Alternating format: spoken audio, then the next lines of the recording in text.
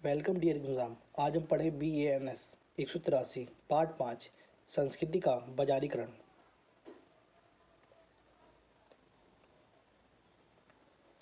बाजारीकरण और करार रूप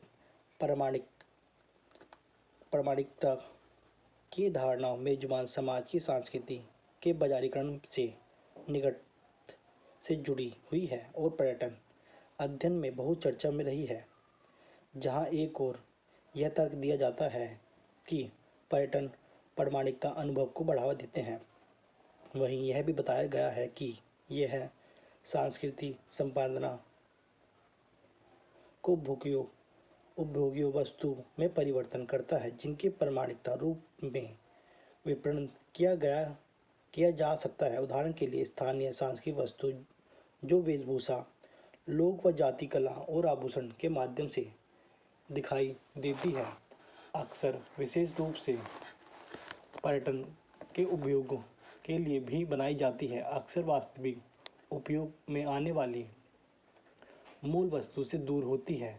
इस तरह निर्मित वस्तु में से कोई अपना मूल अर्थ खो देता है। पर्यटकों के अनुरूप संशोधित होते हैं उत्पादन, फिर स्वदेशी संस्कृति में अपना प्रामाणिक मूल और उपयोगिता खोज सकते हैं और मात्र एक नमूने के रूप में उभर सकते हैं। उदाहरण के लिए बाइसर हान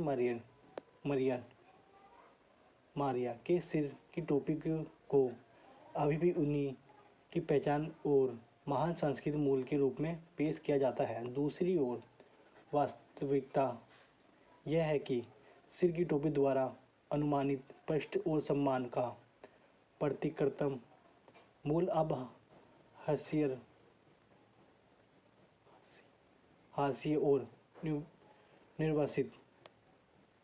निर्वासित है और ज़्यादातर मजदूरी और सफाई कर्मियों के रूप में अपना जीवन व्यतीत करते हैं। उनके सिर की टोपी सत्याहित पहचान का गौरव खो गया है, फिर भी ना चाहते समय उन्हें पहनने के लिए मजबूर किया जाता है, जो अपनी आजीविका और पर्यावरण के नुकसान के साथ अपना अर्थ खो चुके हैं। यह करता है कि पूंजीवादी विकास और बाजारीकरण की ताकतों के प्रभाव के तहत कई स्वदेशी लोगों की कला और शिल्प शैली जिसे उद्देश्य से उत्पादित किए गए थे, उनके रूप बदल गए। पूर्व धार्मिक और अनुष्ठान परियोजनाओं के लिए निर्मित कलाकृति अब बिक्री के लिए उत्पादित की जाती है। पुरानी जीवन तरीकों के विनाश के साथ कई धर्मों और समारोहों ने स्वयं अपना वास्तविक महत्व खो दिया है। पर्यटन और संस्कृति के बीच संबंध अध्ययन करते हुए मानसिक वैज्ञानिक ने कुछ बिंदु पर चर्चा की है जो निम्नलिखित है। यह तर्क दिया जाता है कि पर्यटन पारंपरिक सांस्कृतिक रूप में स्थानीय रुचि के पुनर्द्वार को प्रशोधित कर सकता है और इस प्रकार स्थानीय अभिनेताओं को भौतिक लाभ प्रदान करने के लिए करते हैं। लेकिन यह चेतावनी दी जाती है कि पर्यटन की मांग के कारण संस्कृति उत्पादन और परंपराओं की सौंदर्य गुणवत्ता खो जाती है, जिससे संस्कृति का बाजीकरण होता है। मूल संस्कृति के विनाश और परिवर्तन के साथ इनमें से कुछ सांस्कृतिक लक्षण केवल वैध वस्तु के रूप में बने रहते हैं, जो केवल बाहरी लोगों के लाभ के लिए उत्पादन प्रदर्शन किए जाते हैं। हालांकि स्थानीय संस्कृति पर पर्यटन के सभी प्रभाव नकारात्मक नहीं है। कई बार पर्यटन और मौद्रिक प्रोत्साहन वास्तव में कुछ स्थानीय परंपराओं, कौशल और शिल्प को पुनर्जीवित या बनाए रखने के लिए काम करते हैं। भारत में स्थानीय शिल्प और हथकरघा उत्पादन के पुनर्द्वार के लिए उत्पादन में बाजार की ताकतों और पर्यटन साहिब बाहरी लोग की रुचि बहुत अधिक है।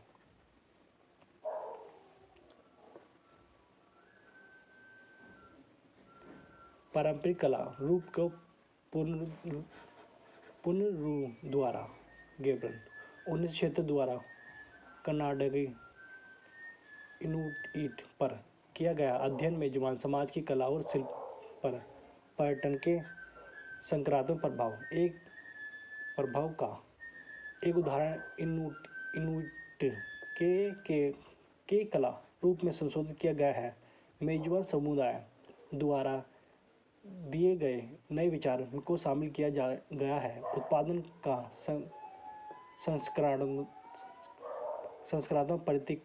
प्रतीकात्मक मूल बनाए रखा गया है और स्थानीय समुदाय से प्रशिक्षित कारीगर उत्पादन के बनाने के लिए लगे हुए हैं ताकि उनकी मौलिक सुनिश्चित हो सके। हालांकि यह हमेशा नहीं होता है कि कला और शिल्प अपने मूल प्रतीकात्मक और सांस्कृतिक मूल्य को पालन करते हुए इसमें चिन्ह के लिए पर्यटन की मांग एक उदाहरण है जहां उत्पादन केवल मेजबान निर्माण द्वारा लाभों के लिए बनाया जाता है। देश में विभिन्न प्रकार के स्थानीय समुदाय द्वारा किए गए भारतीय हस्तशिल्प की मांग को हम उदाहरण के रूप में भी ले सकते हैं। राज्य ने स्वदेशी हस्तशिल्प और कई राज्यों विक्रय भंडार के पुनरुद्धार द्वारा और विपणन में सक्रिय रुचि ली है।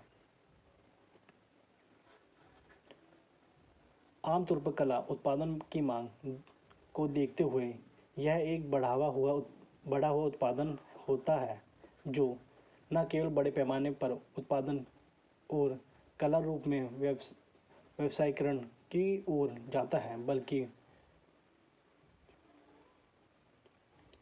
बिचौलियों की भूमिका को भी बढ़ावा देता है।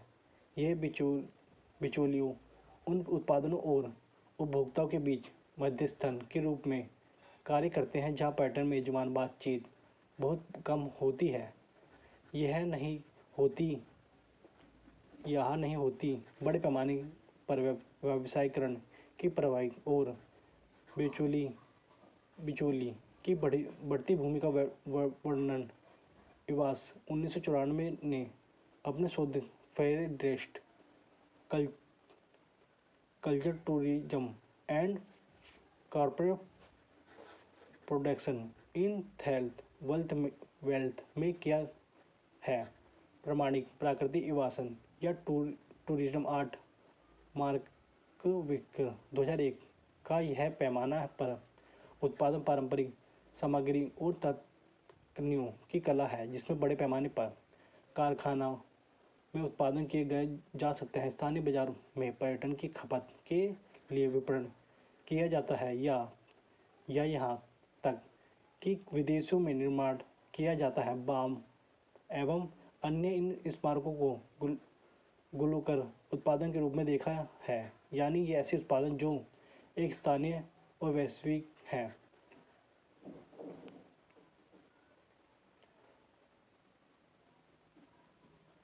स्थान के नाम की सांस्कृतिक राजनीति लेखकों ने तिब्बत से चीन भाषा में स्थान नाम परिवर्तन की सांस्कृतिक राजनीति और चीन में जाति तिब्बतियों में के बहुमत का प्रतिनिधित्व किया है। चीन राज्य द्वारा समर्थित पर्यटन के कारण आसपास आने वाले स्थान निर्माण की परिवर्तनकारी राजनीति का प्रतिनिधित्व किया।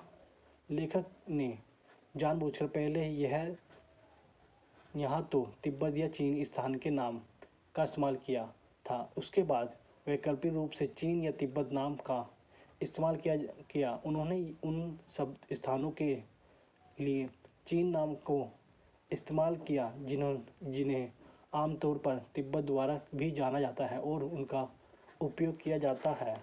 और पर्यटन पर राज्य की नीतियों का माध्यम से नामुनी शहरी सांस्कृतिक या प्राकृतिक दर्शनीय स्थान में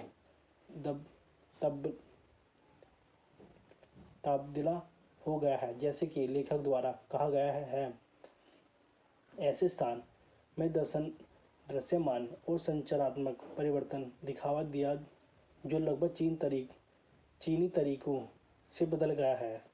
सारखोर के स्पगमपैमन शहर में आसपास के स्थान में कई प्रमुख पर्यटन होटल का राष्ट्रीय प्राकृतिक भंडार तिब्बत मोस्य और जियोझागो तिब्बत स्थान डांगो भी प्रमुख क्षेत्र थे जो पर्यटन स्थान के अंतर्गत आते हैं।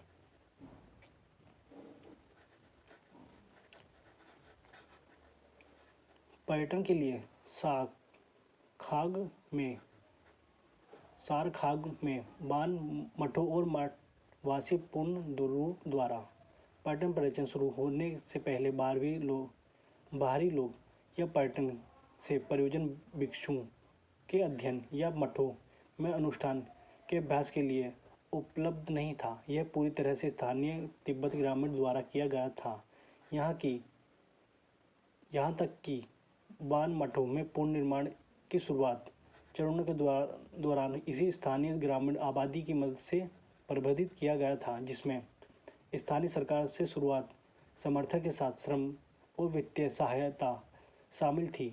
पर्यटन में रास्ते खोलने के साथ मठों को पट पर देने की अवधारणा एक नई शुरुआत थी। इस प्रकार पर्यटन ने वार्षिक मठवें त्योहार के लिए पर्यटकों की काफ़ी संख्याओं को समूह और आकर्षण किया, जो पहले एक स्थानीय मामला था। पर्यटक के संपर्क में आने से पहले मठ तिब्बत जीवन शैली का अनुसरण कर रहे थे। हालांकि पट पर देने के साथ बाजारीकरण के संदर्भ में कुछ बदलाव देखने जा सकते हैं। बाहरी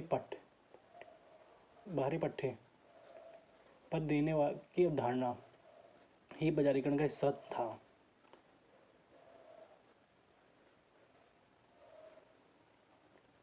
विरासत वाले क्षेत्र को बाजारीकरण।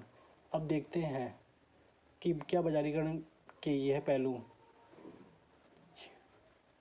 छिटपुट या सार्वभौमिक हैं। यदि हम भारत में ताजमहल के मामले को एक पर्यटन स्थान के रूप में लेते हैं, तो हम इस ऐतिहासिक स्थान में होने वाले विभिन्न प्रकार के वर्गीकरण को समझने की आवश्यकता है। ताजमहल मुगल काल के दौरान बनाया गया था और सफ़ेद संगमरमर के पत्थर के उपयोग के लिए प्रसिद्ध है, जिसमें राजस्थान के मकरान में निर्माण किया गया था। उस अवधि के दौरान सफ़ेद संगमरमर का उत्पादन स्थानीय स्तरों पर नहीं किया गया। हालांकि आज आगरा शहर अपने संगमरमर के उत्पादन के लिए जाना जाता है और ताजमहल की प्रकृति पर्यटन को स्मारक के रूप में बेची जा रही है। इसमें संगमरमर उद्योग के लिए एक बड़ा बाजार तैयार किया है। इस तरह अंतर्राष्ट्रीय पर्यटन की ज़रूरतों को पूरा करने के लिए विलासपूर्ण होटल के साथ टाउनशिप बड़ी है।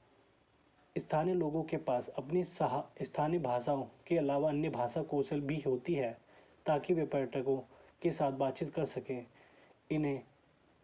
इस स्थानीय लोगों के ज़्यादातर भारतीयों संदर्भ में अपनी औपचारिक शिक्षा 10वीं-12वीं पूरी नहीं है, लेकिन अंग्रेजी में संचार के लिए कौशल विकसित किए हैं। एक और उदाहरण दिल्ली में दिल्ली हाट जैसे स्थान के निर्माण का मामला है, जहां देश भर के कारीगर अपने जाति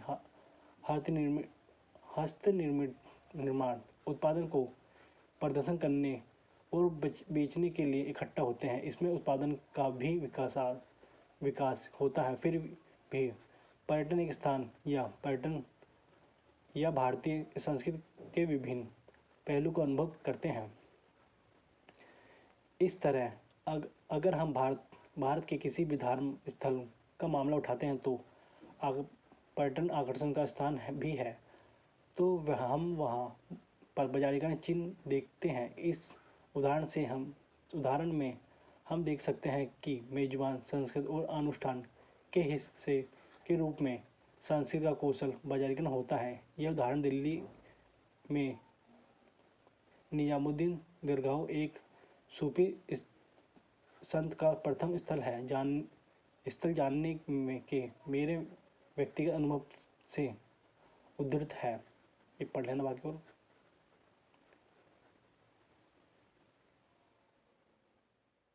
बाकी आज का चैप्टर यहीं खत्म।